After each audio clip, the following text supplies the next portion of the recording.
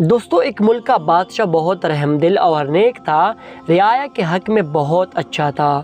چنانچہ تمام رعایا اس سے محبت کرتی تھی اور اسے خوب دعائیں دیتی تھی۔ اسی ملک کے ایک دور دراز گاؤں میں ایک کسان رہتا تھا جس کی یہ خواہش تھی کہ اپنے نیک دل بادشاہ کی زیارت کی جائے اور اسے کوئی تحفہ بھی دیا جائے۔ اس نے اپنی بیوی سے مشورہ کیا کہ میں بادشاہ کو ملنے کے لیے جانا چاہتا ہوں اور میری خواہش ہے کہ میں اس کو کوئی تحفہ بھی دوں۔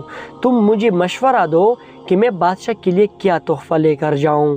بیوی نے کچھ دیر سوچا اور کہا کہ بادشاہ کے پاس تو ہر چیز ہوگی، ہم اسے کیا تحفہ دے سکتے ہیں؟ ہاں، میرا ایک مشورہ ہے کہ ہمارے گھر کے پاس بہنے والے چشمے کا پانی بہت میٹھا اور ٹھنڈا ہے اور ایسا پانی پوری ملک میں کہیں بھی نہیں ہوگا، حتیٰ کہ بادشاہ کے پاس بھی نہیں ہوگا، تو تم اس کے لیے یہ پانی لے جاؤ۔ کسان کو یہ تجویز پسند آ گئی اور اس نے اپنے چشمے سے پانی کی 2 گڑھے بھرے اور اپنے گدھے پر لاد کر بادشاہ سے ملاقات کے لیے روانہ ہو گیا۔ کئی ہفتوں کے سفر کے بعد کسان بادشاہ کے محل تک پہنچ گیا اور اس سے ملاقات کی اجازت چاہی۔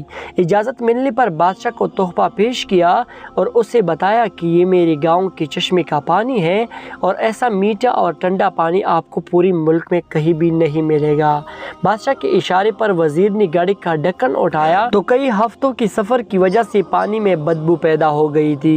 وزیر نے بادشاہ کی طرف دیکھا تو بادشاہ نے اسے خاموش رہنے کا اشارہ کیا اور بآواز بلند کہا کہ ہم اس تحفے سے بہت خوش ہوئے، اور خزانچی کو حکم دیا کہ اس کسان کے گڑھوں کو سونے سے بھر دیا جائے۔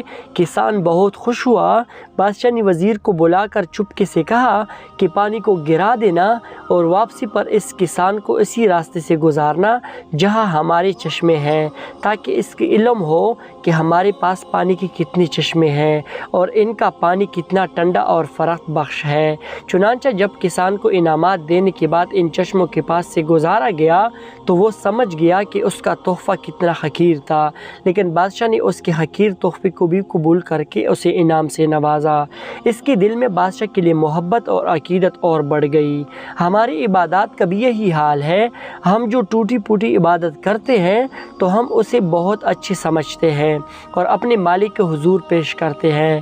ان عبادات کی حقیقت معلوم ہونے کے باوجود وہ مالک الملک نہ صرف ان عبادات کو قبول کرتا ہے بلکہ انعام کے طور پر بیش بہا نعمتوں سے بھی نوازتا ہے، حالانکہ اسے ہماری عبادتوں کی ضرورت نہیں ہے۔ خالق کائنات کی عبادت کے لیے تو اس کے لاکھوں کروڑوں فرشتے ہی کافی ہیں۔